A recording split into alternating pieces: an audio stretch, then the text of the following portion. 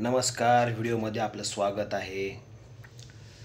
आणि मराठा आरक्षण भेटलेलं आहे, पण मी आता अशी विनंती करतो की कुणबी प्रमाणपत्र मिळालेल्या मराठ्यांनी, समाजातील बांधवांनी निवडणुकीत आपले ओबीसीतून फॉर्म भरायची तयारी सुरू करायची.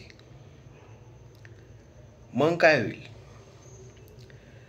जर ज्यांना कुणबी प्रमाणपत्र भेटलेलं आहे त्यांनी ओबीसीतून निवडणूक अर्ज भरल्यानंतर म्हणजे सरपंच पण मराठाच, बाकीच्या इतर निवडणुकीत सुद्धा पद मराठाच, त्याच्यानंतर इतर जे काही म्हणजे सरपंच पुरुष वर्ग आला तर मराठा, कारण तो ओबीसी, तो त्या प्रवर्गात येईल. त्याच्यानंतर महिला असली ओबीसी, ती पण येईल.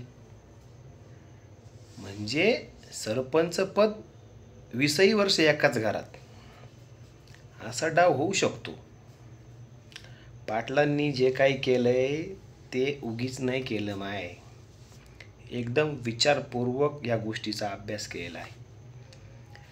पण इथेही अट आहे, इथेही टक्केवारी आहे की कोणाला किती पर्सेंटने ते आरक्षण भेटलेलं आहे. पण माझं एक प्रामाणिक आणि निर्मळ मत असं आहे की या आरक्षणाचा उपयोग निवडणुकीसाठी किंवा राजकारणासाठी न करता ते फक्त शिक्षणासाठी करा आणि आपल्या मूलभूत गरजांसाठी करा. जर त्याचा उपयोग तुम्ही राजकारणासाठी जर केला तर आहे तो 7-12 गेलाच समजा. कारण आपण चांगले लोक बघितलेले आहेत की राजकारणाच्या नादी लागल्यानंतर त्यांची कशी अवस्था होते ते. म्हणजे घरात नाही दाना आणि मला बाजीराव म्हणा, तशी जुन्या काळातली म्हण होती. त्याच्यामुळे आर्थिकदृष्ट्या, फक्त शैक्षणिकदृष्ट्या आपल्या मुलाबाळांना त्या गोष्टी सवलतींचा फायदा मिळावा यासाठी आरक्षणाचा फायदा नक्कीच करा. आणि कोणी काही बोलू द्या, आरक्षण हे भेटलेलं आहे. समाजात माणुसकी ठेवा, एकनिष्ठ राहा.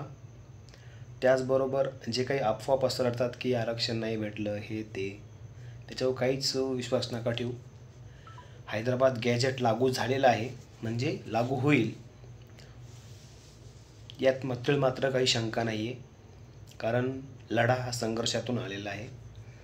आणि मला प्रश्न अजून एक असा पडला की समजा 1950 नंतर आपलं संविधान लागू झालं भारतावर.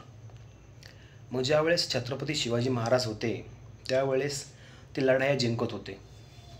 मग त्यावेळेस ते काय जात बघून कोणालाच लढायला पाठवत नव्हते, हे लक्षात ठेवा. त्याच्यामुळं तुम्ही हा गैरसमज काढून टाका की मराठा म्हणजे फक्त एका जातीचेच लोक. मराठा म्हणजे सगळे मावळे. एकदा वरून आदेश आला राजांचा की आपल्याला अशा स्वारीला जायचंय, त्यावेळेस ते जात पात धर्म गोत्र काही बघत नव्हते. सर्वजण लढाईसाठी जायचे आणि आपण जिंकणारच याच उद्देशाने जायचे. जातीवाद नंतर माणसांमध्ये पेरून दिला. पेशव्यांनी म्हणा, काही इतर जातींच्या लोकांनी म्हणा. त्याच्यामुळे आरक्षणाकडे जातीवाद या दृष्टीने बघू नका. मूलभूत गरजा आर्थिकदृष्ट्या, त्यानंतर आपले शिक्षण, या उद्देशाने तुम्ही याच्याकडे बघा आणि एकोपाचा सलोखा निर्माण करा आणि आनंदी राहा. जय हिंद, जय भारत.